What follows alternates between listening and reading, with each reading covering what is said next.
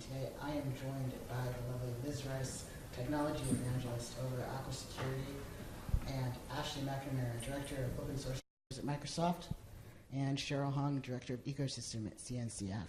Today we're going to be talking about leadership in open source, and we're going to get right into it and start with the basics. How did you get started in open source? Well, for me, I was a developer, for a long part of my career doing not open source software, and at some point, more and more things were, particularly in the sort of infrastructure world, distributed system world, were being done open source, and it just seemed like a natural progression. I don't really remember ever making a conscious decision, and suddenly, like, everything I was doing pretty much was in the open. So I actually started in open source. I was contributing docs to OpenStack and OpenShift, and I wanted to contribute more, so I learned Python so that I could do that, and I have not left open source. So like Liz, I started out as a developer, not in open source. Actually, KubeCon was a big reason that I got into open source, because I came to KubeCon as a diversity scholar and then got into all the events, got into community and speaking and doing more of that, and that's how I've ended up. Yeah, I just made my first contribution to Kubernetes, actually. I made a blog post for them about the Diversity Luncheon. So that was my first foray into open source. I did that a couple weeks ago. Yeah, amazing. Thank you. Very cool. Are there any ongoing issues that you've seen crop up in the community over the last couple of years? Is there anything that you'd like to see, focused on more or focused on less, for that matter? Ooh, Good question. The giant elephant in the room when we talk about open source is kind of business model and remuneration, and particularly in the sort of community we're part of here at KubeCon, this all kind of works because of companies who sponsor a lot of the work. They employ people. My salary is paid for by a company, and I think that's true for a lot of people. And there is this sort of idealistic view of being able to just contribute to open source and magically money will come from somewhere, and it is more complicated and difficult than that. It is very much the philosophy of the Linux Foundation, of which the CNCF is a part, that companies need to play their part in sustaining open source, because we can't rely on people in their evenings and weekends and in their free time to do it. But then you do end up with a bit of tension between those who care about the individual developers versus the corporate interests. That's true. And what do you feel makes a good leader in today's open source community? What are the qualities that someone that's going into leadership should embody? Is there anything that you think they should focus on? For me, on my team, I focus a lot on upstream contributions. Microsoft has not always had the best reputation in open source. So on my team, we have a focus on contributing without an agenda. Lots of large companies contribute with an agenda, so I think that that's important. Absolutely, that's very true. The question was, what do you feel makes a good leader in today's open source community? I think communication skills are so vital, because this is a global community, and you need to be able to reach out to people who are from very different walks of life, doing very different things in different companies, and be able to have that empathy and understanding with what people really need and want. That is the best answer. Absolutely. And we have actually just been joined by Leah Petersen, who's an engineer over at 2 Sigma. Thank you very much. We're so happy to see you.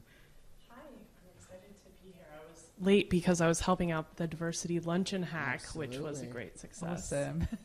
Wonderful. All right. Next up, I was actually wondering what some things that you'd like to see, for those that are interested in those leadership roles, what do you think they can do to help bolster their skills?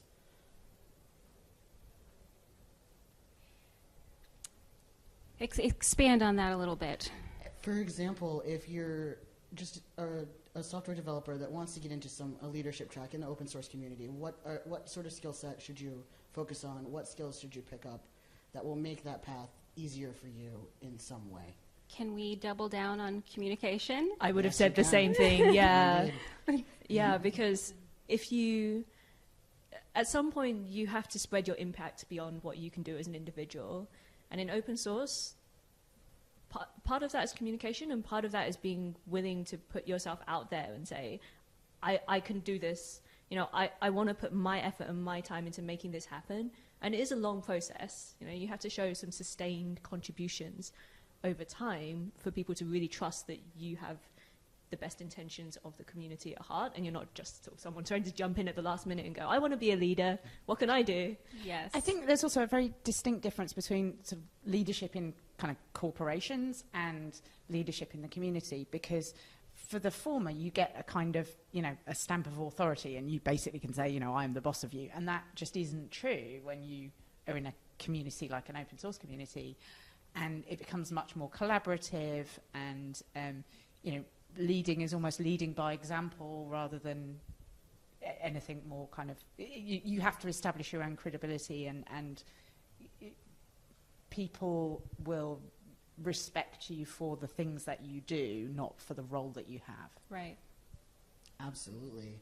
And you always have the feedback too. There's a constant feedback chain. You're not just making the decision and that's it. That is the ultimate decision. It's final, no questions. You always have feedback from somewhere as a leader in an open source community. Yeah, So, it's always collaborative. It should always be collaborative. Absolutely. I work with a lot of end users within the CNCF, and some companies who are new to open source will say, I want to get a feature in the next 6 months. Can you just make it happen? You're like, no, not really.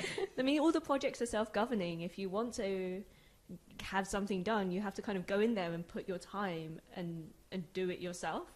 There's no central authority that you can appeal to and be like, can you tell me, am I doing the right thing? Or how do I fix this problem? Or how do I get my feature into the next release? It just doesn't exist. And That's that my is really a biggest big change. Pet peeve. It's a very different model to corporate, you know, there's a company, a vendor that you can purchase support from. None of that exists within open source. I'm going to actually go for this one question that I wanted to ask. Do you feel that leader is an overused title when it applies to those in positions of privilege in the open source community?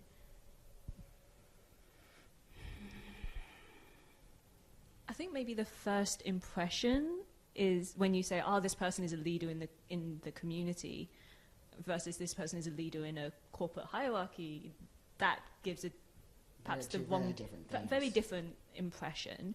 So I don't think it's a bad term, because No. I do think that leaders, just like leaders idealistically in a big company, should be able to have a broad impact and also have the depth of technical expertise, and have enough kudos within the community that, you know, people can trust them and trust their word.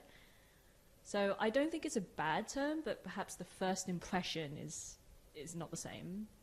How do you think the community can work toward improving that pipeline for those underrepresented minorities in tech to get to those leadership positions?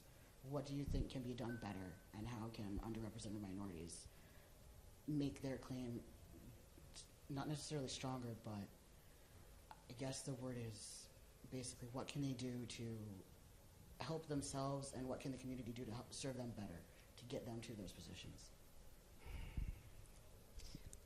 How was the diversity luncheon? Exactly. Yeah, I do think that we tackled a lot of these topics. There were a lot of roundtable discussion, also hands-on Kubernetes help, and pair programming.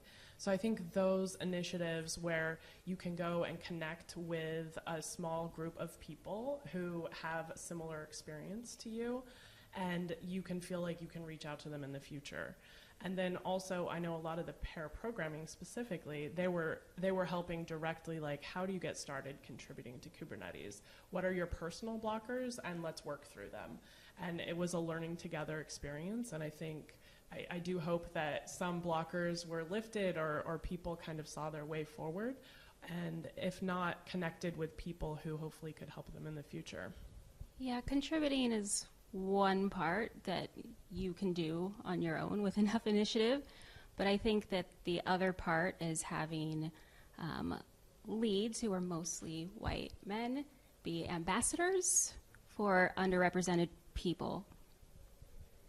So I looked into a survey that GitHub did in 2017 of contributors in open source projects, and they split it out by men and women, and a couple of the answers kind of fascinated me. So both men and women were equally likely to say they were interested in contributing to open source. But when they asked people, okay, the last time that you got some help, where did that help come from? And the answers were, I asked in a public forum, like a mailing list, or I got help from somebody I knew, or I got unsolicited help, or other. And what they found was women were half as likely to report that they used a public forum, and half as likely to report that they received unsolicited help. And not even mansplaining. I don't know, is that help? But, I perhaps could have guessed that women, maybe not as willing to put themselves out there in this public forum, but being half as likely to report unsolicited help, that kind of surprised me. And that's something that the community as a whole need to get better at, and reaching out to bring in these underrepresented groups. I definitely agree, and I think there's a conversation between mentorship versus sponsorship. Absolutely. And that kind of, who do you have access to, and what agency and what cultural capital do they have in the community to give you the confidence to say, look, here's an issue. If you work on this, I am going to help you and advocate for you, and I have the power to make sure that gets merged. And I think having access to people like that is critical. And I think that the social dynamic there is that people in these positions of power are going to look at people and say, this person has potential. And why do they think that? They think that because that person reminds them of themselves. And so they're going to take a chance, take a risk, put themselves out there for someone who they identify with. And unfortunately, we don't have enough diversity up there to pull diversity up and help new people get their foot in the door. I do think, and this doesn't just apply to open source, but that we are learning more about things like unconscious bias, and I think a lot of people are recognizing that, perhaps they had privileges that they didn't realize they had, and that perhaps that kind of means they should put more effort into finding people who maybe don't have that privilege and sharing some of that with them and helping them and advocating for them. So the fact that we're starting to recognize that, and the more allies, the more advocacy that happens, it's got to be a good thing. Absolutely. And I think the CNCF has actually done a good job of this. It's pushed for more female speakers and speakers from underrepresented groups. It's put a lot of money into the diversity scholarships to bring people from underrepresented groups to CubeCon. And these are long-term initiatives, so they're not going to pay off in 6 months. But the goal is that within a year, 2 years, we'll really see the impact. Absolutely. And you do see the difference, just as a sort of at an anecdotal level, you come to a conference like this, and there is a more diverse crowd. It's, than perhaps some more corporate events. Absolutely. And pro tip, I do this. I get asked to speak at conferences all the time. You see the same speakers year after year after year. How many times do I need to speak at the same conference? So I will pass that opportunity off to somebody else in an underrepresented group so that they have an opportunity to have the stage. That's awesome. That's amazing. Yeah, definitely. And I also can say from personal experience, I'm new to tech. So I got into tech through a boot camp about 4 years ago. And I became involved in Kubernetes right from the beginning. And I do feel like it's been so inspiring and encouraging for me in my career. And I really think that the Diversity Scholarship Program, KubeCon, the CNCF, have been pivotal in my career advancement in general. That's awesome. Yeah, I found that when I was submitting my PR for the blog post for the Diversity Luncheon, it was really helpful for me because I actually have a really severe learning disability. Once I hit a certain point when it comes to programming, I can't do it anymore. JavaScript, algebra, no, it doesn't work for me. So I had to have a lot more help than everybody else. But they really came through for me, and they really helped me out, and they made sure that my PR got merged. And it was really nice to have that support. And I know that it's like now I get to say I'm a contributor to open source, and that's neat because I would have never had that opportunity before. So it was really nice to have that.